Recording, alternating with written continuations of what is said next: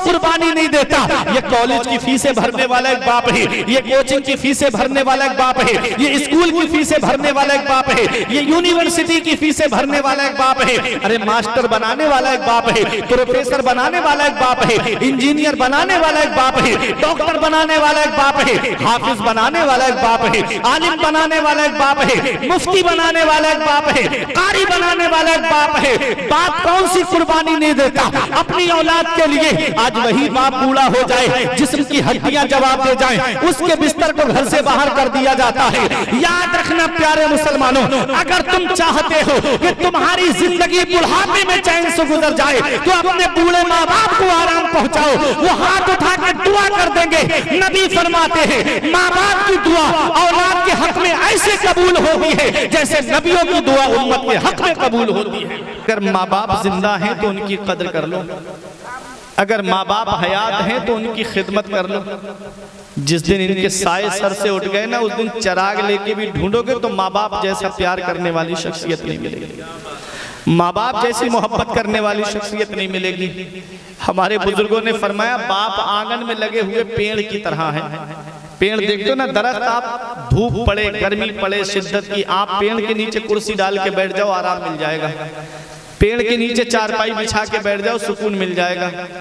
हमारे बुजुर्ग कहते हैं कि बाप आंगन में लगे हुए पेड़ की तरह होता है। जिस दिन ये पेड़ आंगन से उखड़ गया उस दिन धूप भी परेशान करेगी, गरम गरम लू के थपेड़े भी परेशान करेंगे।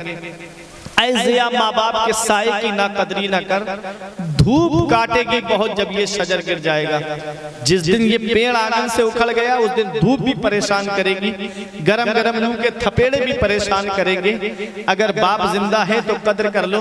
आज नई नस्ल जो है थोड़े से पैसे क्या कमाने लगी, 4 पैसे उसके पास क्या आ गए, माँ बाप का बिस्तर घर से बाहर कर दिया जाता है।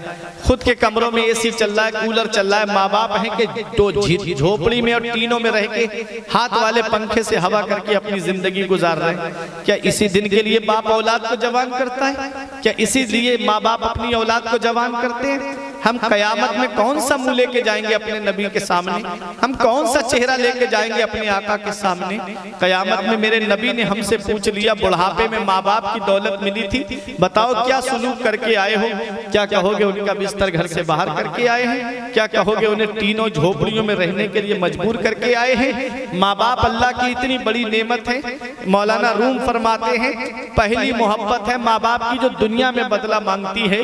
अगर तुमने अपने माँ बाप के साथ भलाई की तो तुम्हारी औलाद तुम्हारे साथ भलाई करेगी। अगर तुमने अपने माँ बाप के साथ भलाई नहीं की तो बुढ़ापे में ये उम्मीद लगा के मत बैठना कि तेरी औलाद तेरा सहारा बन जाएगी। ऐसे माँ बाप के साए की ना कदरी ना कर, धूप काटेगी बहुत जब ये शजर गिर जाएगा। जिस दिन माँ बाप की चारपाई घर से उठ गई उस दिन कोई सच्चे दिल से दुआ देने वाला तक नसीब नहीं होगा। आज जिस दौर में तुम जिंदगी गुजार रहे हो ये मिलावटी दौर कहलाता है। इसमें हर चीज में आपको मिलावट मिलेगी, खाने पीने की चीजों में आपको मिलावट मिलेगी, तेल में आपको मिलावट मिलेगी, चीनी में आपको मिलावट मिलेगी, दालों में आपको मिलावट मिलेगी, दूध दही घी में आपको मिलावट मिलेगी।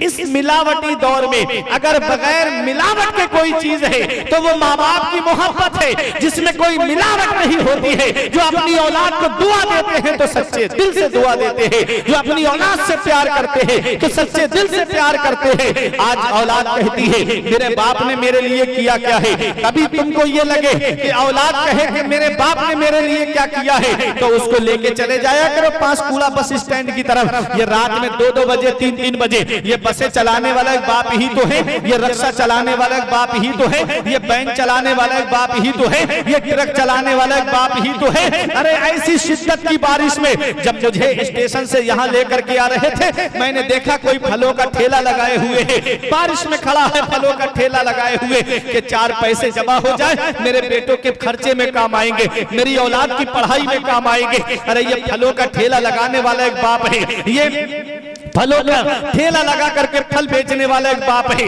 ये 3-3 साल के लिए सऊदी जाने वाला एक बाप है, अरे बैंगलोर कमाने जाने वाला एक बाप है, कर्नाटक कमाने जाने वाला एक बाप है, कोलकाता कमाने जाने वाला एक बाप है, ये दिल्ली कमाने जाने वाला एक बाप है। ये एक बाप है, बाप क्या नहीं करता अपनी औलाद के लिए, बाप कौन सी कुर्बानी नहीं देता अपनी औलाद के लिए। बाप के हाथों की लकीरें देख लिया करो, बाप के माथे की सिलवटें देख लिया करो। तुम्हारे हाथ की लकीरें नजर आ रही है, उनके हाथ की लकीरें कभी इस पे गौर किया तो सुनो, तुम्हारी तकदीर बनाते बनाते उसके हाथ की लकीरें मिट जाती है, तुम्हारी तकदीर संवारते संवारते उसके हाथ की लकीरें मिट जाती है। इस याद रखना प्यारे मुसलमानों, बाप कौन सी कुर्बानी नहीं देता। ये कॉलेज की फीसें भरने वाला एक बाप है, ये कोचिंग की फीसें भरने वाला एक बाप है, ये स्कूल की फीसें भरने वाला एक बाप है, ये यूनिवर्सिटी की फीसें भरने वाला एक बाप है, अरे मास्टर बनाने वाला एक बाप है, प्रोफेसर बनाने वाला एक बाप है, इंजीनियर बनाने वाला एक बाप है, डॉक्टर बनाने वाला एक बाप है, हाफिज बनाने वाला एक बाप है, आलिम बनाने वाला एक बाप है, मुफ्ती बनाने वाला एक बाप है, कारी बनाने वाला एक बाप है। बाप कौन सी कुर्बानी नहीं देता अपनी औलाद के लिए। आज वही बाप बूढ़ा हो जाए, जिस्म की हड्डियां जवाब दे जाएं, उसके बिस्तर को घर से बाहर कर दिया जाता है। याद रखना प्यारे मुसलमानों, अगर तुम चाहते हो कि तुम्हारी जिंदगी बुढ़ापे में चैन से गुजर जाए तो अपने बूढ़े माँ बाप को आराम पहुंचाओ, वो हाथ उठा कर दुआ कर देंगे। नबी फरमाते हैं माँ बाप की दुआ औलाद के हक में ऐसे कबूल होती है जैसे नबियों की दुआ उम्मत के हक में कबूल होती है, जैसे नबियों की दुआ उम्मत के हक में कबूल होती है। इस वक्त के बारे में तो सोचा भी न था। बेटों से ज़ईफी में हुई खत्म रसाई, घर बार तो बांट लिए शौक से फुरकान, हिस्से में किसी के मगर मां नहीं आई। वक्त ठुकरा देगा एक दिन मेरी सारी ये कुर्बानियां, दामने उम्मीद में फकत नाकामियां रह जाएंगी। शादियों के बाद बेटे तो अलग हो जाएंगे, बाप के हाथों में फकत बैसाखियां रह जाएंगी। बुढ़ापा क्या जवानी क्या ये बचपन बांट लेते हैं, न होकर दिल में गुंजाइश तो आंगन बांट लेते हैं। नहीं मंजूर हिस्से में किसी बेटे को अपनी माँ, मगर आपस में बूढ़ी माँ के कंगन बांट लेते हैं। धूप कैसी भी हो साया नहीं खोने देता, धूप कैसी भी हो साया नहीं खोने देता, राह कैसी भी हो बेबस नहीं होने देता। बेच के अपना लहू चाहे वो रोटी लाए, बाप औलाद को भूखा नहीं सोने देता। कितनी कुर्बानियां उठाता है बाप इस औलाद की खातिर। औलाद पैदा ना हो तो आलिमों के घरों के चक्कर लगाता है कि आलिम साहब दुआ कर दो मेरे घर में चिराग जलाने वाला आ जाए, पीर साहब दुआ कर दो मेरे घर में कोई औलाद नहीं है। आज वही औलाद जवान हो जाए, माँ बाप का बिस्तर घर से बाहर। ईद के मौके पे हमारे बच्चे शॉपिंग मॉल से कपड़े खरीदें और हमारे माँ बाप पुराने कपड़े पहन करके अल्लाह का शुक्र अदा करें। कौन सा मुँह लेके हम जाएंगे अपने नबी की बारगाह में। माँ बाप अल्लाह की इतनी बड़ी नेमत है, इसका पता हमें तब चलता है जब इनकी चारपाई घर से उड़ जाती है। फिर चिराग लेके भी ढूंढोगे तो माँ बाप जैसा प्यार करने वाली शख्सियत नहीं मिलेगी, माँ बाप जैसी मोहब्बत करने वाली शख्सियत नहीं मिलेगी। माँ बाप क्या है? अगर तुम्हें ये पता लगाना है कि मेरा अल्लाह मुझसे राजी है या नहीं, मेरे रसूल मुझसे राजी है या नहीं, तो अपने घर में देख लो कि माँ बाप अगर तुमसे राजी हैं तो तुमसे अल्लाह राजी, उसका रसूल राजी।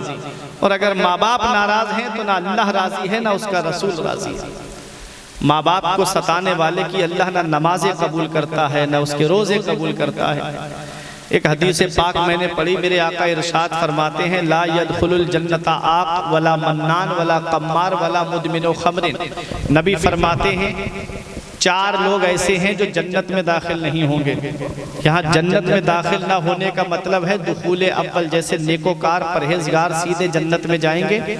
ये 4 लोग ऐसे हैं अगर ईमान पे इनका खात्मा हुआ है तो पहले अपने गुनाहों की सजा जहन्नम में भुगतेंगे, फिर किसी की सिफारिश से निकाल करके जहन्नम से जन्नत में दाखिल किया जाएगा। वो 4 लोग कौन हैं?